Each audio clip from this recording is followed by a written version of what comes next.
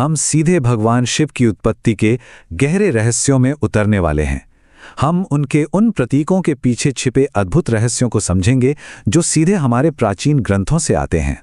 महादेव से जुड़ी ये कथाएं सिर्फ कहानियां नहीं हैं, बल्कि ब्रह्मांड के सबसे बड़े रहस्यों की चाबी हैं। शुरुआत एक ऐसे सवाल से करते हैं जो सच में दिमाग घुमा देता है। जरा सोचिए, जब नष्ट करने के लिए कोई ब्रह्मांड ही नहीं था तो संहार के देवता का अस्तित्व कैसे हो सकता है ना कमाल का सवाल। इस पूरे विषय को हम 6 स्पष्ट हिस्सों में बांटकर समझेंगे। ब्रह्मांडीय उत्पत्ति, महान विवाद, रुद्र का जन्म, प्रतीकों के रहस्य, ब्रह्मांडीय लय और अंत में नीलकंठ की कथा। भाग 1, ब्रह्मांडीय उत्पत्ति। चलिए बिल्कुल शुरुआत से शुरू करते हैं। हमारे मूल ग्रंथ बताते हैं कि जब सृष्टि का निर्माण भी नहीं हुआ था, तब ना दिन था ना रात, ना कोई दिशा थी और ना ही समय। चारों तरफ सिर्फ एक गहरा अनंत अंधकार और शून्य था। और ठीक उसी शून्य के बीच एक असीम निराकार दिव्य ऊर्जा मौजूद थी। इसी ऊर्जा को शिव का एकदम सच्चा और मूल स्वरूप माना जाता है।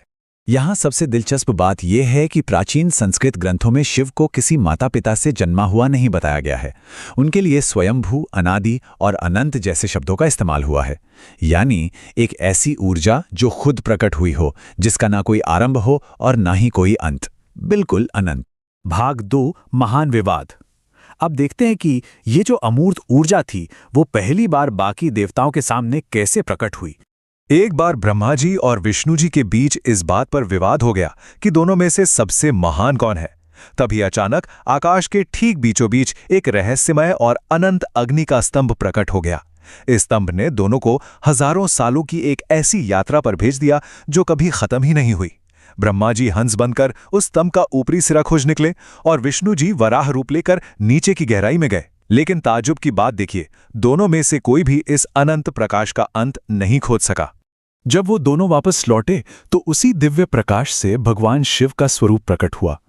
यहीं से ये बात स्थापित हुई कि इस ब्रह्मांड को चलाने के लिए 3 अलग-अलग शक्तियों की जरूरत है।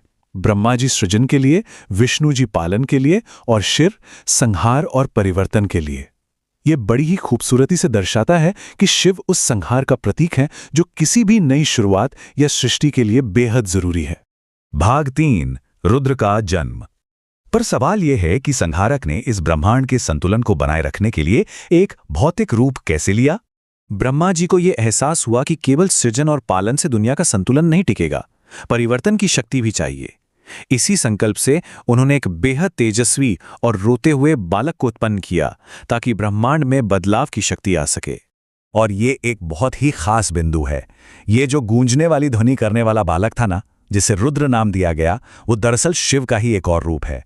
ये उसी विशेष शक्ति को दर्शाता है जिसके बिना पूरे ब्रह्मांड का संतुलन बिगड़ सकता है। भाग 4, प्रतीकों के रहस्य। तो ब्रह्मांडीय उत्पत्ति की कहानी तो हमने समझ ली। अब महादेव के उन अद्भुत भौतिक प्रतीकों को डिकोड करते हैं जिन्हें वो धारण करते हैं।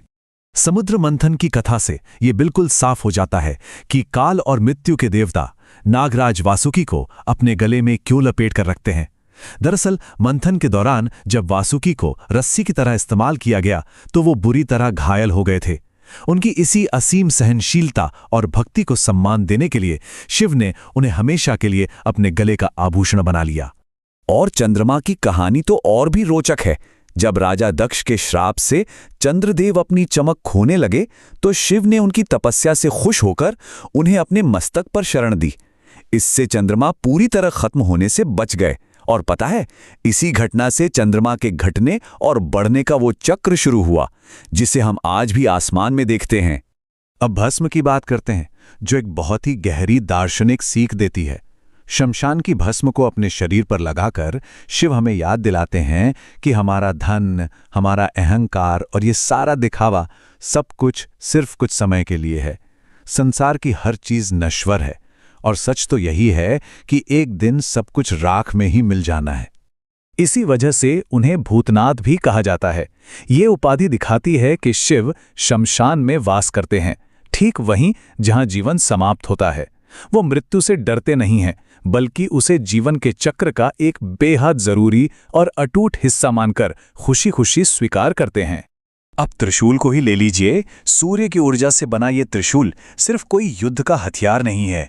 इसके जो 3 नुकीले हिस्से हैं वो दरअसल समय के 3 रूपों यानी अतीत, वर्तमान और भविष्य का एक गहरा प्रतीक हैं। ये ब्रह्मांड के उस पूर्ण संतुलन को दर्शाते हैं जो बहुत जरूरी है, और इसीलिए तो महादेव को महाकाल कहा जाता है, जो समय के भी पार हैं।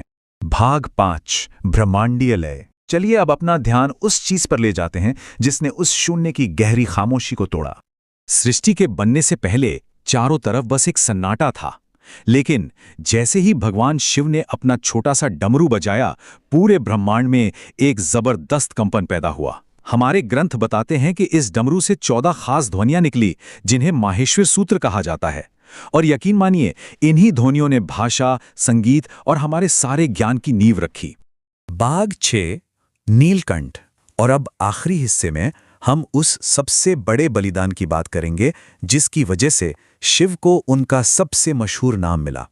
समुद्र मंथन से जब वो भयानक हलाहल विष निकला जिससे पूरी सृष्टि ही तबाह हो सकती थी, तब शिव ने दुनिया को बचाने के लिए बिना कुछ सोचे वो जहर पी लिया। माता पार्वती ने उस विष को उनके गली से नीचे नहीं उतरने दिया, जिसकी वजह से उनका गला पूरी तरह नीला पड़ गया, और बस तभी से वो हमेशा के लिए नीलकंठ कहलाए।